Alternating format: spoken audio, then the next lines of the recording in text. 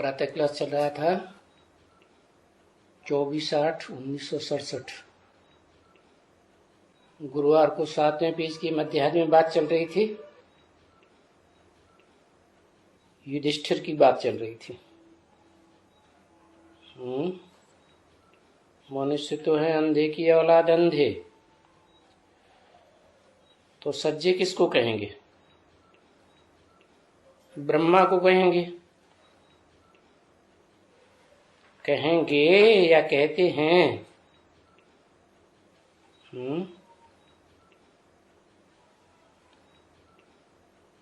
किसको कहेंगे युधिष्ठिर? सज्जे माने सोजरे, ब्रह्मा को कहेंगे। यहाँ प्रजापिता शब्द तो लगाया ही नहीं है, ब्रह्मा ही बोला सिर्फ। तो ब्रह्मा को युधिष्ठिर भी कहते हैं ना।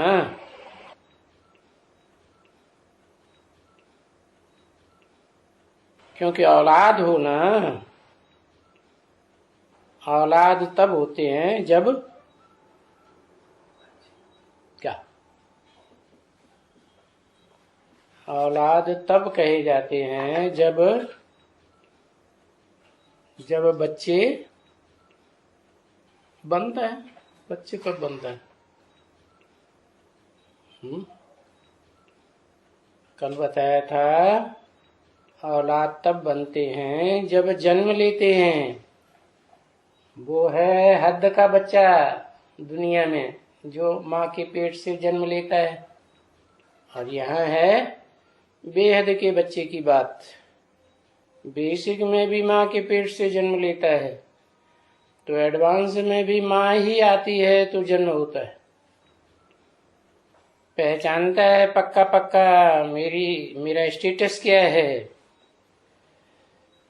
तो ब्रह्मा को युधिष्ठिर भी कहते हैं ना। बच्चे कहते हैं, मैंने कौन कहते हैं? मैं कहता हूं या दुनिया वाले कहते हैं या बच्चे कहते हैं? बच्चे कहते हैं ब्रह्मा बाबा युधिष्ठिर है, क्योंकि औलाद हो ना। औलाद कब हो? उसको जो है उसको औलाद नहीं कहेंगे। कौन है? उसको कह के किसकी तरफ इशारा किया? कौन? उधर पीछे है कोई खड़ा है। जो है उसको औलाद नहीं कहेंगे। कौन है? भविष्य। ये कोई आदमी है? सो बाबा पूछते हैं कौन है? आने वाला पार्ट है। कौन है का मतलब बताना चाहिए ना। आत्मा का नाम किस रूप में पार्ट बजा रहा है।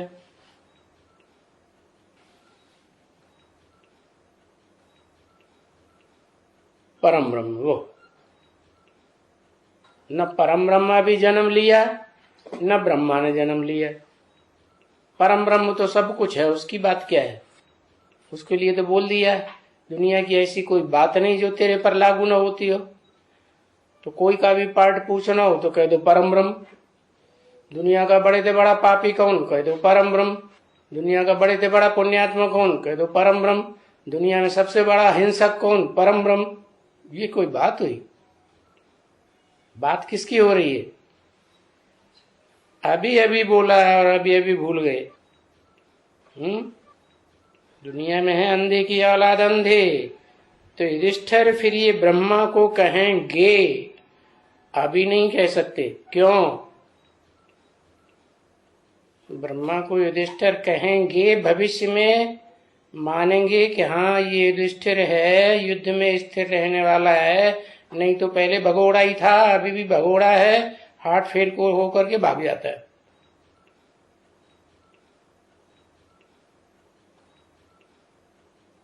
संपूर्ण नहीं हुआ। अरे कौन नहीं हुआ? बाबा पूछ रहे हैं कौन? ब्रह्मा को युधिष्ठिर भी कहते हैं ना बच्चे, क्योंकि औलाद हो ना बच्ची। उसको जो है उसको औलाद नहीं कहेंगे। किसको नहीं औलाद कहेंगे? हाँ, अधूरा चंद्रमा है तो उसको औलाद नहीं कहेंगे, अभी पेट में है ना, तो बच्चा अधूरा ही होता है। भ्रूण तैयार होता है तो उसमें हाथ पांव नाक आंख कान 10 इंद्रियां थोड़ी ही होती, बाद में उस भ्रूण में इंद्रियां भी आती हैं और संपन्न बन के पैदा होता है। तो जब जन्म होता है तो औलाद कहा जाता है, अभी औलाद थोड़ी कहेंगे, अभी प्रत्यक्षता हो गई, प्रत्यक्षता रूपी जन्म तो हुआ नहीं ब्रह्मा का, तो अभी युधिष्ठिर कैसे कहेंगे, क्योंकि औलाद होना जन्म लेता है तो औलाद कहा जाता है। जब किसका जन्म होता है तभी कहा जाता है ना, आत्माएं औलाद थोड़े ही कहेंगे, क्या औलाद कब कहेंगे? आत्मा ने प्रवेश कर लिया गर्भ में तो उसे औलाद हो गई? नहीं, कुछ पता नहीं, पेट में ही मर जाए, क्या हो जाए, कुछ हो जाए, कुछ नहीं हो जाए। कभी कभी तो कैसे कैसे पैदा हो जाते हैं, 2-2, 3-3, 4-4 मुख वाले पैदा हो जाते हैं। जैसे रावण के अनेक मुख, अनेक मुख का भी हिसाब है ना। ब्रह्मा को मुख दिखाते हैं अनेक और विष्णु को भुजाएं दिखाते हैं, क्या अंतर है? वो विष्णु के साथी संगी साथी जितने हैं वो सब सहयोगी बनते हैं, और जो रावण के संगी साथी हैं वो मुख ज्यादा चलाते हैं, ज्ञान ज्यादा झाड़ते हैं। हम बड़े विद्वान पंडित आचार्य, दुनिया के सबसे बड़े ब्राह्मण हम ही हैं, और मुख ज्यादा चलाते हैं तो उनके अनेक प्रकार के मुख दे दी गए हैं, एक बात नहीं कहेंगे। एक मुख एक बात कहेगा, दूसरा मुख दूसरी बात कहेगा। तो ब्रह्मा का भी ऐसे ही मुख बहुत चलाते हैं, ज्ञान सुनते बहुत हैं, सुनाते बहुत हैं, ढेर सारी पब्लिक इकट्ठी कर लेंगे। तो बताया उस ब्रह्मा को जो है अभी उसको औलाद नहीं कहेंगे, नहीं, औलाद कहा ही जाता है जब किसी का जन्म होता है। वो तो दुनिया में जन्म होता है स्थूल रूप में बच्चे का, और यहाँ तो आत्मा की प्रत्यक्षता की बात है ना। तो आत्मा इस सृष्टि रूपी रंगमंच पर सारी दुनिया के सामने जब प्रत्यक्ष होती है और सभी मानते हैं कि हाँ इस आत्मा का यही पार्ट है, तो प्रत्यक्षता रूपी जन्म होता है। जैसे बच्चा पैदा होता है तो दुनिया में सभी मानेंगे, जो देखेगा सो कहेगा हाँ बच्चा आ गया। पड़ोसी भी सुनेगा हुआ हुआ की आवाज तो कहेगा हाँ पड़ोस में बच्चा आया, देखा भी नहीं है तो भी कहेगा आवाज सुन के कि हाँ जरूर यही है।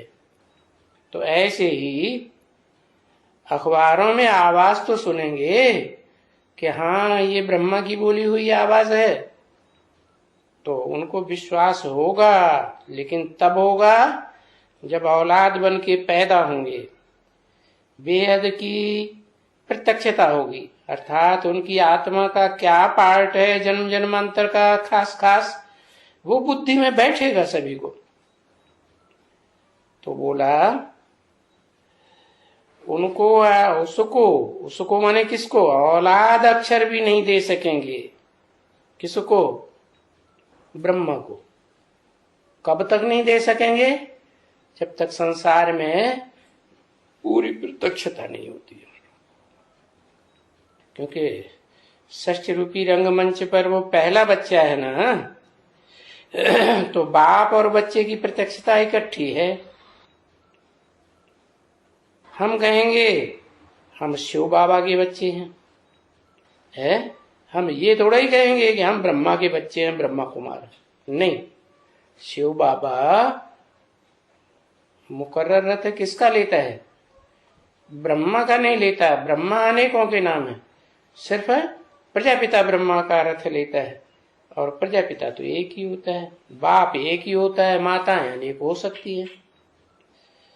क्योंकि शिव बाबा अनादि है, या शिव बाबा का कभी आदि होता नहीं है, अंत भी नहीं होता तो आदि भी नहीं। बाबा माने साकार, माने ग्रैंडफादर है सारी सृष्टि का। कोई नया पैदा नहीं है ना, कि नया बच्चा पैदा हुआ, नहीं, ये तो कल्प कल्पांतर का पुराना बच्चा है, पैदा नहीं हुआ। वो औलाद पैदा नहीं होती है। कौन सी? तुमको परमानेंट औलाद कहेंगे।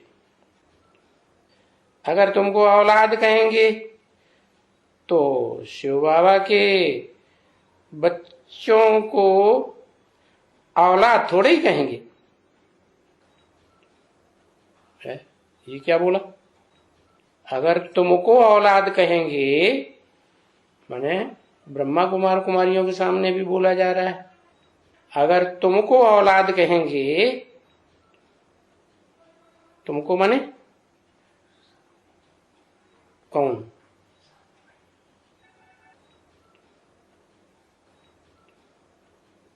तुमको कहा जाता है जो रुद्रमाला के मणके हैं, उनको ही तुम कहा जाता है, या अथवा जो विजयमाला के बाद में निकलेंगे उनको तुम कहा जा सकता है। तो बोला तुमको औलाद कहेंगे तो शिव बाबा के जो बच्चे हैं उन बच्चों को औलाद थोड़े ही कहेंगे। ये क्या मतलब हुआ? माने शिव बाबा अलग और शिव बाप अलग। शिव बाप का तो एक ही बच्चा है और शिव बाबा के तो सारी दुनिया उनके बच्चे हैं, तो उनको औलाद थोड़े ही कहेंगे ना। ये औलाद अक्षर गृहस्थी का है और मैं तो परमानेंट सन्यासी हूं। सन्यासी हूं, गृहस्थी हूं। अरे गिरिहस्ती वालों के बीच में हूं। गृहस्थी माने बताया, गिरिहस्ती। गिरिहस्ती माने नाक रगड़ते रहते हैं। गिरिहस्ती में ही नाक रगड़ेंगे, ऊंचे उठेंगे ही नहीं। जैसे धर्म पिताएं ऊंचे उठ जाते हैं। तो बताया ये औलाद अक्षर गृहस्थी का अक्षर है।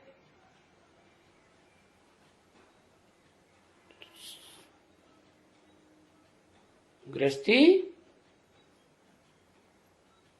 तो गिरे हुए ना, ऊंची हस्ती कौन हुई? जो गृहस्थी से बढ़कर के वानप्रस्थी बने, वानप्रस्थी से बढ़कर के सन्यासी बने। 4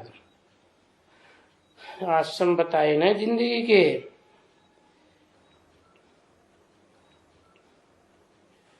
तो वो तो सभी भाई भाई हैं आपस में। कौन है? प्रजापिता के बच्चे कहो या शिव बाबा के बच्चे कहो, वो आपस में क्या है? भाई भाई हैं आपस में। और ये जानते हो कि वो तो हैं ही उनका, और ये तो मुखवंशावली हैं। उनका किसका कह दिया? न इनका कहा, न तुम्हारा कहा, उनका कह दिया। कौन? जो भी दूसरे धर्म वाले हैं उनका कह दिया। और ये तो मुखवंशावली हैं। कौन? ये माने कौन? ये किसको कहा मुखवंशावली? हाँ, ब्रह्मा। ब्रह्मा भी तो मुखवंशावली है। पहला मुखवंशावली तो ये हो गया। किसके मुख से सुना? है? प्रजापिता ब्रह्मा के मुख से सुना। पहला मुखवंशावली हो गया। तो ऐसे कहते हैं ना, उसको मुखवंशावली नहीं कहेंगे जो औलाद कह सके। किसको नहीं कह सकेंगे? हैं? और कौन नहीं कह सकेंगे? ये औलाद अक्षर गृहस्थी का है। उसको मुखवंशावली भी नहीं कहेंगे जो औलाद कह सकें। मुखवंशावली किसको नहीं कह सकेंगे? दूसरे धर्म वालों को वो तो ठीक है, वो मुख से पैदा नहीं होते। दूसरे धर्म वाले कोई से सुनकर के ज्ञान नहीं लेते हैं। वंशावली, वंश, एक पीढ़ी, फिर उसके बाद दूसरी पीढ़ी हुई, तीसरी पीढ़ी हुई, उसमें जो भी पीढ़ियां पैदा हुई वो वंश है। तो उनकी वंशावली नहीं है सारी दुनिया। ब्रह्मा की वंशावली है या नहीं? तो फिर तो उसको मुख वंशावली नहीं कहेंगे, औलाद कह सके। जो औलाद कह सके किसको? वो तो अनादि है ही। किसको बोला? अरे प्रजापिता कोई मुख से पैदा होता है क्या? है? किसके मुख से पैदा होता है? कह देते हैं जगदम्बा ने सुनाया तो बच्चा बना। तो क्या पैदा हुआ? औलाद हुई है? प्रत्यक्षता हो गई है? अरे आत्मा की प्रत्यक्षता हुई नहीं हुई तो औलाद कहां से हुआ? तो मुखवंशावली कहेंगे तब जब पैदा हो। वो तो अनादि है ही। कौन? पैदा तो तब हो जब किसी से जन्म ले। वो अनादि है, अनंत है, तो पैदा होने का सवाल पैदा होता है नहीं। शिव बाबा, शिव बाबा के बच्चे हैं सारी दुनिया। तो ये भी दुनिया को तो मालूम नहीं है ना कि कौन अनादि है, कौन अनंत है। कथा कहानियां लिख रखी है कि इस दुनिया में कौन सा ऐसा देवता है जो कैलाश पर्वत पर भी दिखाते हैं, हिमालय पहाड़ पर भी दिखाते हैं, और दुनिया के भांति भांति के क्षेत्र में उसको दिखा दिया।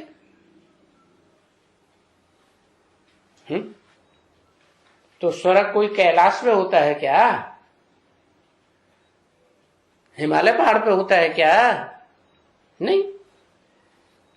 ये तो यहाँ की बात है ना, इस संसार की चारों युगों की बात है ना। वो तो चारों युगों में ऑलराउंड पार्ट बजाने वाली आत्मा है ना। कौन? शिव बाबा। तो ये भी दुनिया को पता नहीं है। अगर पता होता तो पहचान लेते। क्या जो 500-700 करोड़ की दुनिया है उसमें दुनिया पहचान सकती थी ना कि सतयुग, त्रेता, द्वापर। सतयुग त्रेता में तो पहचानने की बात ही नहीं। वहां तो जानना और पहचानना और ज्ञान होता ही नहीं। होता कहां? द्वापर में। तो द्वापर में ऋषि मुनियों ने भी नेति नेति कहते गए, पहचाना थोड़े ही कि हम जिस दुनिया में रहते हैं उस दुनिया में वो भी रहता है। कौन? जो अनादि है और अनंत है। ऐसे तो सारी दुनिया शिव बाबा के बच्चे, परंतु दुनिया को नहीं मालूम है। वो तो हैं ही हैं, कहते ही नहीं है। दूसरे तो भगवान ही भगवान है ऐसे कह देते। तो सब और तुम बच्चे तो अच्छी तरह से समझते हो कि हम बाप के बच्चे हैं। दुनिया वाले तो समझते हैं क्या कि सब भगवान ही भगवान है। भगवान कोई एक नहीं है, अनेक भगवान। जो भी दुनिया है उसमें जो भी मनुष्य मात्र हैं, अभी ऐसे नहीं कहेंगे कि जानवर भी बाप के बच्चे हैं। ऐसा बाप होता है कोई जिससे जानवर पैदा हो? है 84 लाख योनियों में जाता है प्राणी, मनुष्य। अरे तो क्या बाप ने आकर 84 लाख योनियां पैदा की? नहीं, ऐसे नहीं कहेंगे कि जानवर भी बाप के बच्चे हैं। सुप्रीम नहीं, सुप्रीम गॉड फादर के जानवर बच्चे हैं ऐसे थोड़ी कहेंगे। ये बाप के बच्चे हैं। अभी बाप के बच्चे हैं, अभी सभी को सुख चाहिए। ऐसा तो कोई बच्चा नहीं है जो बाप के यहाँ पैदा हो और सुख शांति न चाहता हो।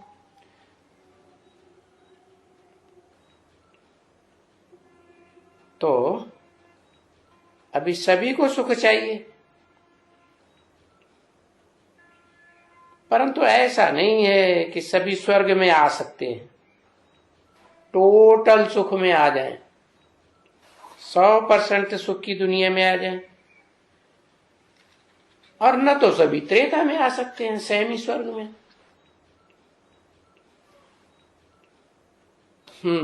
24/8/1967 के प्रातः क्लास का 8वां पेज। हाँ, द्वापर में आ सकते हैं सभी बच्चे, क्योंकि दुनिया में अनेक धर्म है ना। तो जो धर्म और उनके फॉलोअर्स और धर्म पिता हैं, एक धर्म में आकर के दूसरा धर्म पैदा कर देते हैं, दूसरी धारणाएं बनाई देते हैं, सिखाने लगते पड़ते हैं, तो द्वैतवादी दैत्य हो गए ना। तो वो दैत्यों की संख्या तो ढेर सारी होती है। दुनिया में अच्छे ज्यादा होते हैं या बुरे ज्यादा होते हैं? बुरे ज्यादा होते हैं। अच्छों की संख्या जितने ज्यादा अच्छे होंगे उतने थोड़े होंगे, और जितने ज्यादा बुरे होंगे उतनी संख्या उनकी ढेर की ढेर होगी।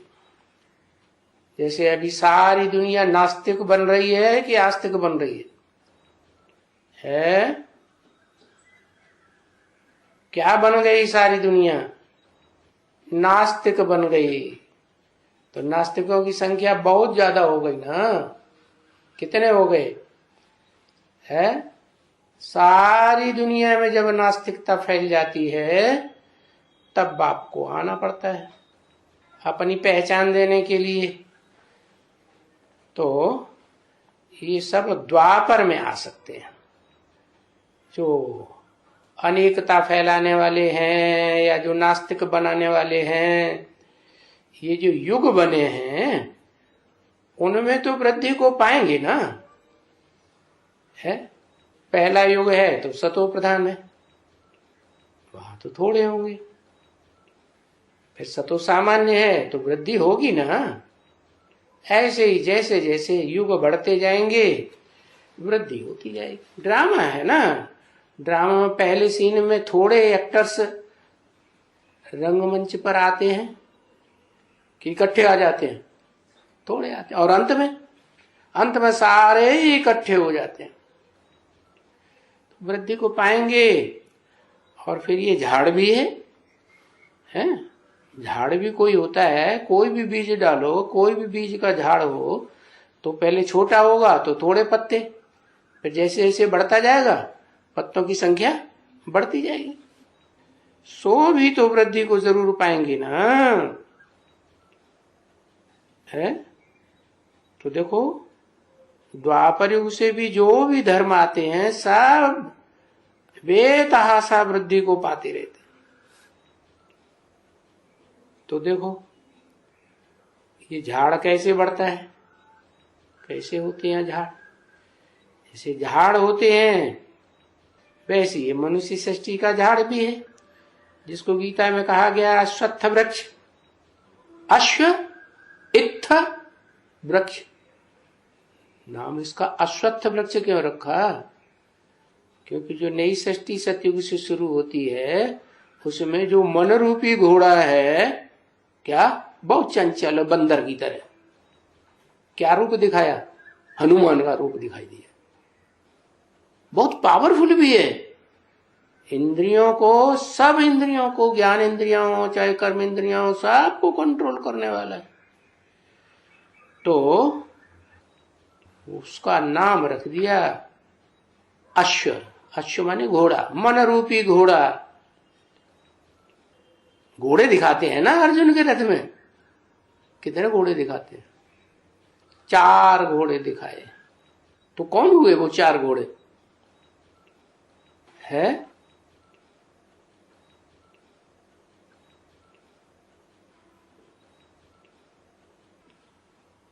ब्रह्मा का मंदिर बनाते हैं ना, तो चौमुखी ब्रह्मा भी कहते हैं, 4 भुजाओं वाला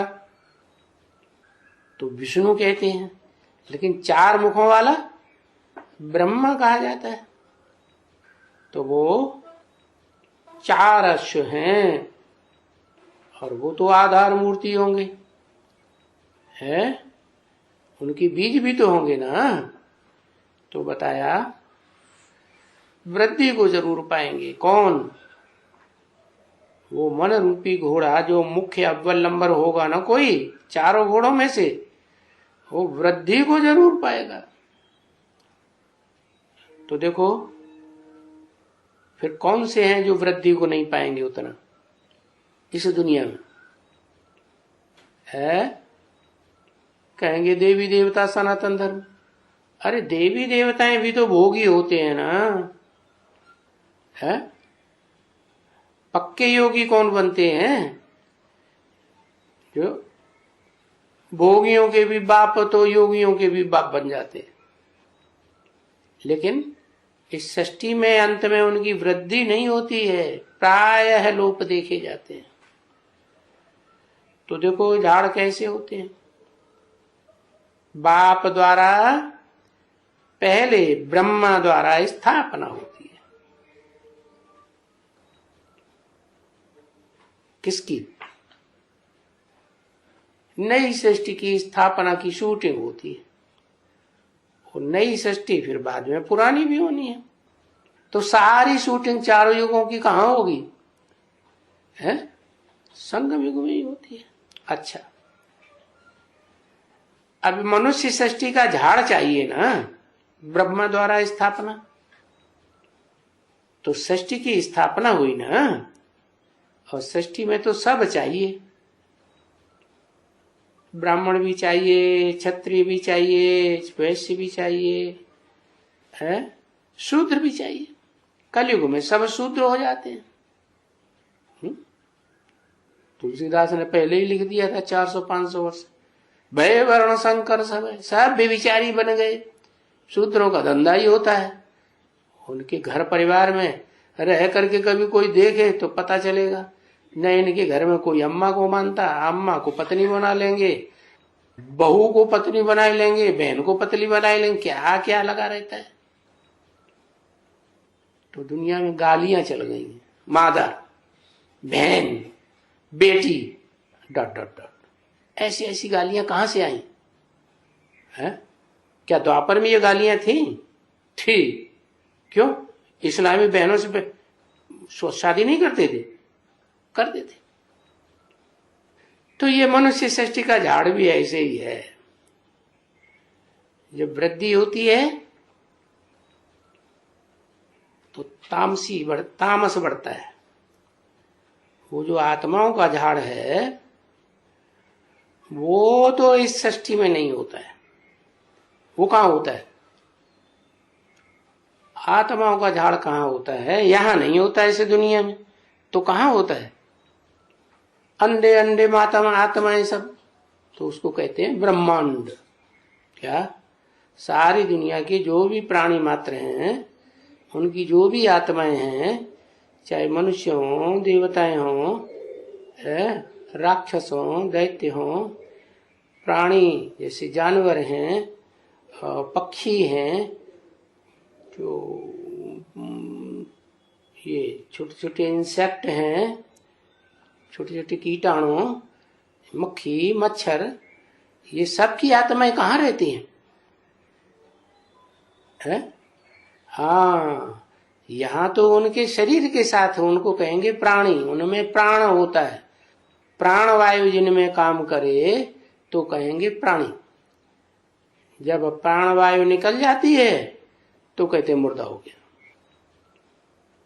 तो यहां नहीं होती है आत्माएं।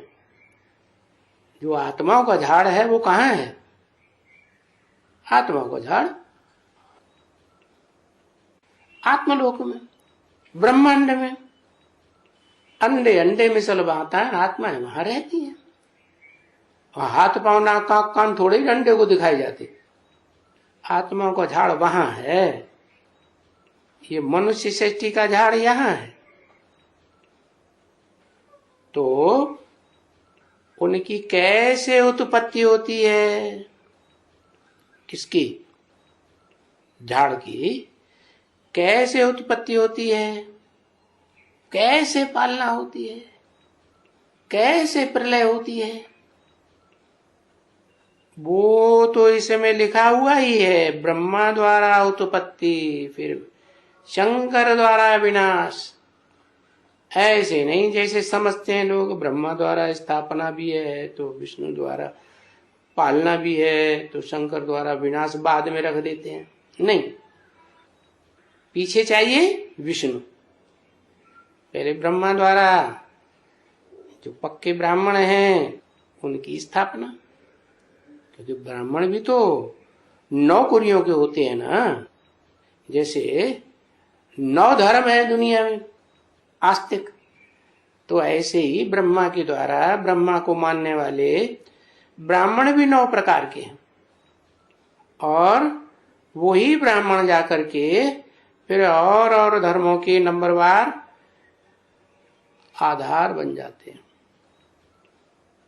और फिर विनाश,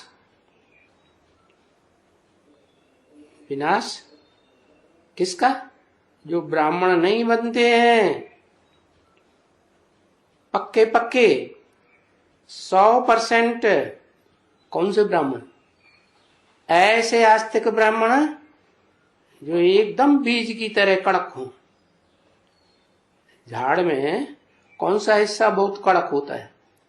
बीज भी होता है, जड़ें भी होती हैं, तना भी होता है, डालियां भी होती हैं, पत्ते भी होते हैं, फूल भी होते हैं, फूल कलियां भी होती हैं, फल भी होते हैं। तो सबसे जास्ती कड़क चीज कौन सी है? ऐसे तो कोई कोई झाड़ की जो लकड़ी है, वो अंदर की लकड़ी बहुत कड़क होती है। जैसे ये बेड पड़ा है, इसमें जो काला लाल लाल हिस्सा दिखाई पड़ता है ना, बहुत कड़क लकड़ी है। जैसे शीशम का पेड़, उसमें ऊपर ऊपर सफेद लकड़ी होगी 2-4 इंच 8 इंच, और अंदर का जो हिस्सा होगा वो भले पतला हो या थोड़ा मोटा भी हो सकता है, बहुत कड़क। तो ऐसे ऐसे हड्डी वाले भी हैं, हड्डी धर्म है। किसी के चेंज करने से चेंज होने वाले मर जाएंगे क्या, लेकिन चेंज नहीं। उसको क्या कहते हैं? 12 साल डंडे में बांध के रखो तो क्या होगा? पूंछ कुत्ते की। तो ऐसे धर्म वाले भी हैं, बड़े हड्डी के मजबूत हैं। नहीं, वो तो कहते हैं हम सिवाय एक अल्लाह मियां के और कोई हमको नहीं बदल सकता। क्या? हम तो आतंकवादी बनेंगे ही बनेंगे, कोई हमको रोक नहीं सकता। ऐसे दृढ़ होते हैं। तो इन सब का विनाश और एक सद्धर्म की स्थापना। तो पहले पालना नहीं कहनी चाहिए क्या? नहीं। ओम शांति।